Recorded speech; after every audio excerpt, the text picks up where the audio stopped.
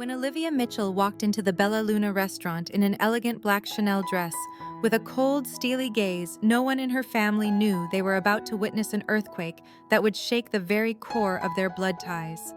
She, once belittled, once relegated to the kids' table at every gathering, was now the true owner of that luxurious restaurant, and more than that, the mastermind behind a chain of 37 high-end restaurants stretching across the east coast of the United States. For years, Olivia had quietly built her own empire, while her family busied themselves flaunting their achievements, constantly belittling her for not following their plan.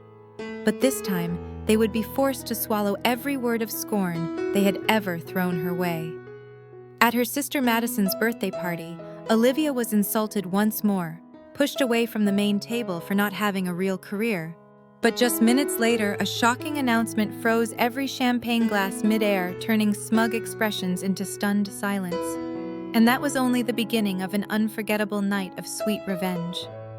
The air in Bella Luna was rich with the scent of Italian cheese, and fine wine and crystal chandeliers cast a dazzling glow over banquet tables decorated like a royal wedding. But to Olivia Mitchell, every light, every burst of laughter felt like tiny needles pricking old memories. Memories of being pushed aside by her own family. Olivia sat at the side table next to a bunch of kids. The children were too busy playing games on their phones to notice her. Despite being 29, dressed elegantly, and exuding a presence more refined than anyone else in the room, Olivia was still treated like an outsider. Madison, Olivia's older sister, was the star of the night. Her 35th birthday was being celebrated like a high society gala. Everyone fawned over her, raised their glasses, and praised the perfect woman, a prestigious lawyer, mother of two, and wife to a famous plastic surgeon. And Olivia, no one asked her what she did, where she lived, or if she was seeing anyone. To them, she was still the odd one out, the daughter who didn't follow the family's path, didn't get married, and had nothing to show for herself. "Olivia, could you move to the kids' table for me? The main one's full." Madison had said it with that familiar fake smile. It wasn't a request, it was a condescending command. Olivia simply nodded, pressed her lips together, and walked away.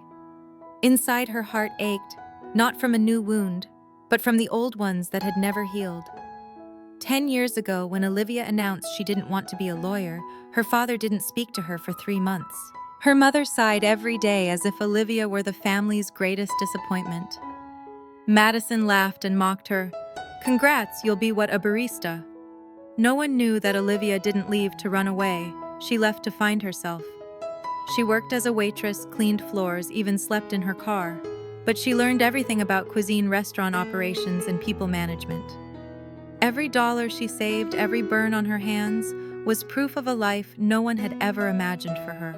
Back in the present, as Madison's champagne glass was being filled and the room erupted in cheers, Olivia quietly stood and stepped away from the side table. No one noticed. She walked over to the restaurant manager, a salt and pepper-haired man with a look of deep respect on his face. Olivia gave a small nod. He understood. 1 minute later, the lights in the restaurant dimmed and a microphone was handed to the man. "Apologies for the interruption," the manager said, "but the new owner of Bella Luna has something special to share with you all." The room fell silent. Madison frowned. Olivia's parents exchanged confused glances. "New owner," someone whispered. "I thought this place was owned by a big corporation." When Olivia stepped onto the small platform in the center of the room, every eye turned to her. Confused, surprised, and then stunned. "Good evening, everyone," she said with a soft smile, taking center stage for the first time where she truly belonged. "I'm Olivia Mitchell, and I'm the one who purchased the entire Bella Luna restaurant chain, including this very location 3 months ago." A sharp sound rang out. Madison's glass slipped from her hand and shattered on the marble floor. Olivia's parents stood frozen like statues. The guests were silent, unsure how to react. This can't be," Madison stammered, eyes wide, lips trembling. "Maybe you still think I'm just that waitress," Olivia replied, her voice calm but firm. "But over the last 10 years, I quietly built a restaurant brand called Luma Bistro. After selling it to an investment fund for $42 million, I decided to come back to the place that once made me feel like I didn't belong and make it mine. No one laughed, no one spoke. Only Olivia stood there radiant like the only light in a room full of stunned faces. "And one last thing," she said, locking eyes with Madison. "I've prepared a special gift for you, a real party for the first time ever hosted under your little sister's name." The restaurant manager raised his hand, signaling the staff. The old banquet setup was swiftly cleared away. A new birthday cake, larger and more exquisite, was wheeled into the center of the room. Written in chocolate on top were the words, "Happy Birthday, Madison," from Olivia, the forgotten sister. The entire room erupted, not in applause or laughter, but in wide-eyed shock, silent shame, and quiet admiration. It was the night every assumption was flipped upside down, and Olivia at last stepped into the spotlight as the true victor.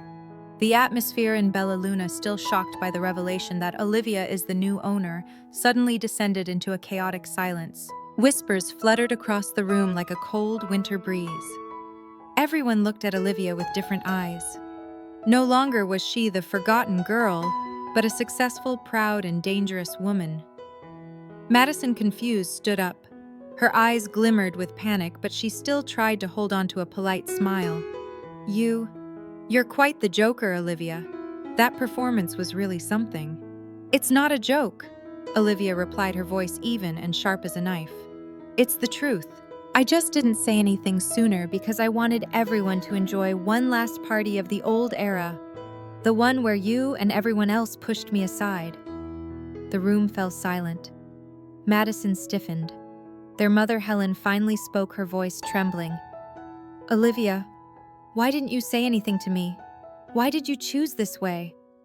Olivia turned to her, her gaze no longer bitter but simply sad. "Because you never wanted to listen.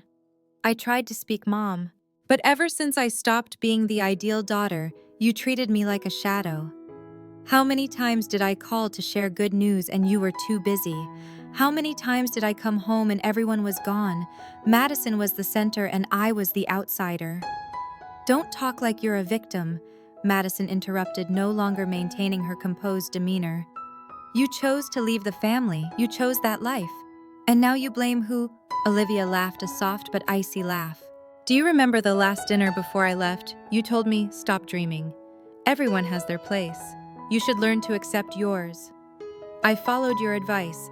I accepted that I didn't belong in your fake world. And now I've built a world of my own." Madison stepped forward, narrowing her eyes. "So why did you come back to seek revenge, to humiliate me in front of the family?" "No," Olivia replied flatly. "I don't need revenge. I just want my voice back. I want to stand here in front of everyone and say I'm still Olivia Mitchell, and I never fell like you expected." The air began to swirl into a storm of emotions. Their father, Charles, who had always been silent, slowly walked up. "Can we talk privately?" he asked, his voice serious. Olivia looked at her father, her eyes touching on distant memories. The day he turned away without a word when she gave up law, the disappointed gaze that was never explained. She nodded. "Of course, if you're willing to listen now." They walked into a private room, leaving Madison standing there, her face as pale as paper. She was surrounded by eyes that had shifted from admiration to pity. The central position she had occupied for all these years was cracking. A few minutes later, Olivia returned. Her eyes were glistening with tears, but firm. Madison was still standing there, unmoving. "Do you know why no one brought flowers to your birthday, Madison?" Olivia asked. "Because I asked them not to. I'm the one who paid for this entire event. I wanted you to feel what it's like to be overlooked." Madison gritted her teeth. "You're cruel." "No," Olivia said, her tone softer. "I just wanted you to understand. Not everyone is born with the opportunities you had, but that doesn't mean they aren't worthy. I once needed a hug, a word of encouragement. You could have given that, but you chose not to." At that moment, Madison's gaze softened. Behind her perfect makeup and designer dress, for the first time, people saw a woman staggering because she was stripped of the power she had always taken for granted. "So, what do you want now, Olivia?" Madison asked, her voice hoarse. "I don't need an apology from you. Olivia replied. I just want you to stop looking down on others, especially those who aren't like you. A moment of silence passed. Madison lowered her head, her hands clenched tightly together. Maybe I was wrong. That small admission echoed in everyone's heart, not because it was perfect, but because it was real. Olivia walked toward the banquet table, picked up her champagne glass, and raised it high. I'd like to propose a toast, not just to Madison, the sister who has always been the family's role model, but also to change. Because no matter how late it is, if we dare to face the truth, it's never too late to start over. The sound of glasses clinking echoed. For the first time, applause filled the room. Not for Madison, not for the Mitchell family, but for Olivia, the woman who was once pushed to the sidelines, now standing at the center on her own merit. Madison didn't say anything else, but the look she gave Olivia, no longer disdainful, but one of acknowledgement. Maybe they couldn't be sisters like they used to be, but at least for the first time in their lives they saw each other as equals. After that party, the name Olivia Mitchell was no longer a whispered side note. Local media rushed to report on the mysterious woman who had bought the entire Bella Luna restaurant chain in just 2 years. Articles referred to her as a rebirth phenomenon, a testament to the power of silence and resilience. However, what truly caused a stir among the elite was not just Olivia's return, but the question, how did she do it? Behind the glossy success stories, Olivia's journey was one full of obstacles, sweat, and even blood. It wasn't a red carpet path. It was one she paved herself, navigating through mud and building with nothing but faith. 3 years ago, when she left her family in bitterness, Olivia started from scratch. No recognized degree, no assets, no one believed in her. Even when she applied for a job as a server at a small restaurant in San Diego, the manager asked, "A Harvard grad applying to wait tables?" She smiled and replied, "I'm not asking for a job, I'm asking for an opportunity." It was from that small restaurant that Olivia began her journey of rebirth. She didn't just serve food. She observed the operation's inventory management, customer psychology, and kitchen processes. By day she worked, and by night she took free courses, quietly taking notes and analyzing every business model. Things really started to change when she met Mr. Ruiz, a humble yet sharp Mexican restaurant owner. One day, after Olivia adjusted the menu and helped double the revenue in just 1 week, he asked, "You're not an ordinary person, are you?" Olivia hesitated, but eventually shared her story, about a family that placed expectations not meant for her, about a sister who was always the mountain she couldn't climb, about the time she was falsely accused of stealing her mother's necklace and forced to switch schools in the middle of exams. Mr. Ruiz was silent for a long time, then said, "Then prove that someone like you, if they fall, will fall forward." From that moment, he became Olivia's first mentor. Not with money, but with trust. He allowed her to experiment with new models, introduce creative menus, and rebuild the brand from scratch. After 6 months, the restaurant's revenue tripled. The chain began to expand, and Olivia was given a stake in the business. This was when the name Olivia RM, she deliberately hid her last name Mitchell, first appeared in the culinary world. Quietly but steadily, she invested in small restaurants at risk of closing. Everywhere she touched, businesses were revived. What no one knew, until after Madison's fateful birthday party, was that Olivia didn't just want success. She was carrying out a much larger plan. In a rare television interview following the event, the host asked her, "What made you choose to buy the Bella Luna chain, tied to your family's name, instead of any other brand?" Olivia smiled, her eyes briefly filled with sadness. "Because I was once rejected for an internship there, just because I was the Mitchell daughter no one talks about. I didn't buy Bella Luna for revenge. I bought it to free it from the past that trapped me." The audience fell silent. Her smile held no hatred, but the serenity of someone who could finally put the past to rest. But the truth didn't end there. In the first shareholder meeting under Olivia's leadership, she made a shocking announcement. 30% of the annual profits would be allocated to create a scholarship fund, for students whose education was interrupted due to discrimination in their family or society. "I was once someone like that," she said before the entire board. "And I won't let anyone go through that feeling alone again." At the same time, across the room, Madison began to feel something she had never experienced before: being compared. Public opinion started to ask, which daughter is truly the pride of the Mitchell family? She tried to save face by speaking out on social media. "I am very proud of my sister. Her success is also the success of the family." But the online community was not easily convinced. Many reminded them of Madison's past indifference, questioning the sincerity of her belated congratulations. Not long after, a video was leaked of Madison backstage at the party mocking Olivia. "Just a mask. She can fool the world, but not me." The video spread like wildfire. Madison's perfect image collapsed. Instead of being the victim, she was now the one exposed.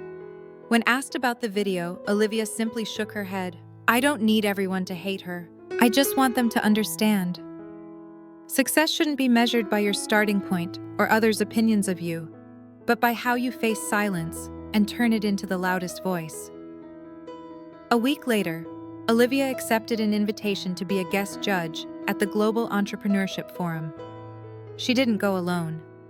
She brought two young women who had been disowned by their families for choosing culinary careers over prestigious universities. "We don't need anyone to give us the spotlight," Olivia said on stage. "We'll become the light ourselves." And so the girl who was once mocked as her sister's shadow not only claimed the spotlight, she became the very source of light for hundreds, even thousands of others seeking a way out of the shadows.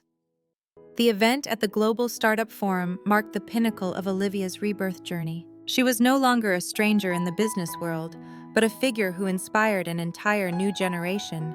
The press dubbed her the woman who did the impossible, while social media overflowed with clips of her speeches, garnering millions of shares. Amid the growing spotlight, an unexpected email popped into Olivia's inbox. "I want to meet Madison." No apology, no explanation, just one brief line. Olivia stared at the words for a long time. She had waited years for this, not because she needed validation, but because her heart still hadn't learned how to be indifferent to the person who once meant the world to her as a child. The meeting took place at a quiet lakeside cafe where they used to sit as little girls, sharing crumbs of cake and dreams of the future.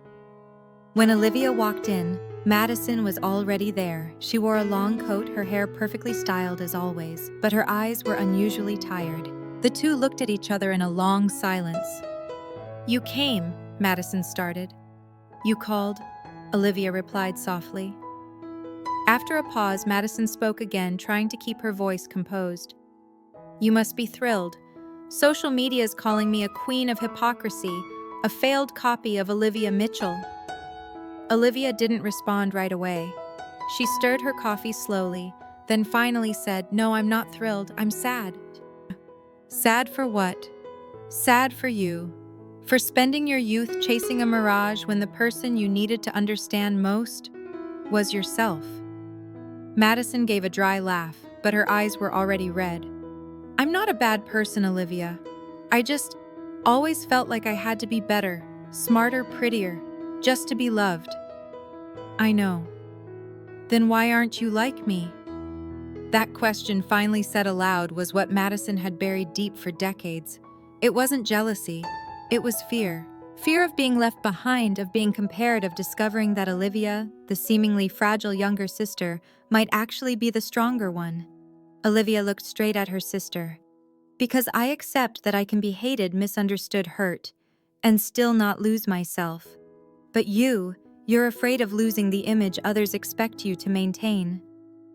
Neither of them spoke for a few minutes. Outside the lake, wind rustled like the words they'd never said over the years. Then Madison slowly placed her hand on the table. "I was wrong. So many times.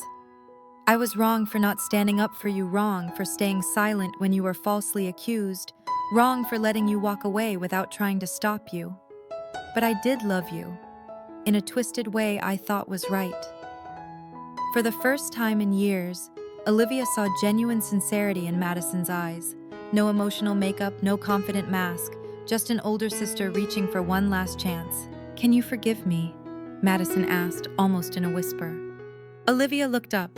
Her eyes were calm, not cold. Her voice was soft, like wind. "Forgiveness is easy, forgetting isn't. I don't want to forget because that pain taught me how to rise. But I don't want to carry resentment forever either. It's exhausting." Then she added gently, "So, I forgive you, but I can't go back to being the little sister living in your shadow." The conversation ended with an awkward hug, not perfect, not complete, but the beginning of something more real than ever before. A relationship no longer based on comparison, but on two people who had grown through their own wounds. A few months later, Olivia opened Maison Libre, a restaurant library theater hybrid where young people who had once failed could tell their stories through food books and art. Madison was there that day, sitting quietly in the audience. No one recognized her. For the first time, she wasn't trying to be seen. The event ended with a short speech from Olivia. "We don't get to choose where we start, but we can choose how we keep going. Don't wait for someone to recognize you, learn to recognize yourself. Don't be afraid of imperfection. It's through the cracks that the light gets in." The crowd rose in applause. In the midst of it, Madison nodded, eyes shimmering. Not from jealousy, but from pride. Olivia hadn't won by being better than her sister. She won by overcoming herself, and Madison, after the controversy, chose a new path. She stepped away from marketing and began a blog about truth, about raw emotions. No edits, no polish. Her first post was titled, "A Letter to Olivia, the Sister I Never Understood." And so the two sisters, each on their own path, finally learned the most important lesson. Happiness doesn't come from how others see you, but from being at peace with who you are. After the grand opening of Maison Libre, Olivia's name appeared in more headlines than ever. But this time she didn't feel the same rush of excitement. She smiled when she saw herself on the cover of Forbes, then closed the magazine and returned to her yellowed journal, the one where at 17 she had written, "One day I will be trusted, heard and loved, not because I'm perfect, but because I'm me."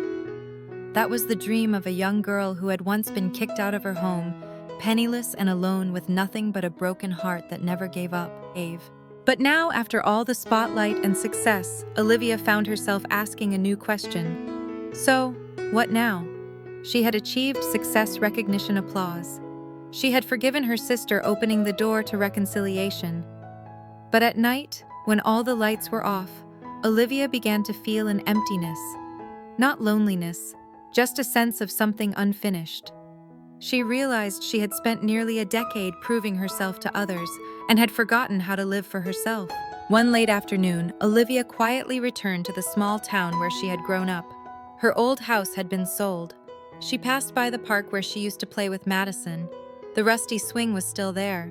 She walked into the old library where she used to spend hours escaping the fights at home by diving into books. The elderly librarian still remembered her. "You're Olivia, aren't you? I still have your library card." Olivia laughed. She flipped through the pages of the old books, then suddenly found herself crying. Not from sadness, but because she had finally come full circle. But now she was no longer that helpless little girl. She was a woman who had traveled the world, overcome her own family, forgiven the past, and was now learning to love even the smallest, most fragile pieces of herself. On the train back to the city, Olivia wrote a blog post titled, "Success is when you no longer have to prove anything." The post went viral, shared by thousands, especially young people struggling under the weight of expectations. She was no longer just a media phenomenon, she had become a symbol of healing. A few months later, Olivia launched the Return Project, a fund providing psychological support and vocational training for those wounded by family trauma. She didn't just teach them how to survive, but how to forgive, how to heal, and how to rebuild their lives. At the project's launch event, Olivia invited Madison to be the guest speaker. The room fell silent as Madison stepped onto the stage. No flowery words, no flawless image, just a calm, genuine voice. "There was a time I thought success meant being above everyone else, but now I know True success is when you can look into the eyes of the sister you once hurt and say, "You're better than me, and I'm proud of that." The speech ended with thunderous applause. But for Olivia, the most meaningful moment came afterward, when a young woman approached her in tears and said, "Olivia, thank you. I once wanted to end my life, but after reading your story, I realized I still have the right to begin again." And that's when Olivia understood. Every ounce of pain, betrayal, forgiveness, and effort wasn't meant to make her a symbol. It was meant to make her a small flame that could warm someone else. Olivia's success didn't lie in numbers or titles, but in the lives she touched. On that journey, she wasn't the victim of her sister or the startup sensation. She was someone who had learned how to make peace with herself. She bought a small house by the river, lived with a rescue dog named Sunny, and took walks through the forest every evening. Once a week, she returned to Maison Libre to cook, share stories, and laugh with the young people there. No more pressure, no more proving, no more chasing someone else's definition of success. And so Olivia's story came to an end, not with a dramatic triumph, but with a gentle, compassionate return. Because sometimes the most miraculous thing isn't reaching the top, but being able to look back at the road you've traveled with gratitude and smile.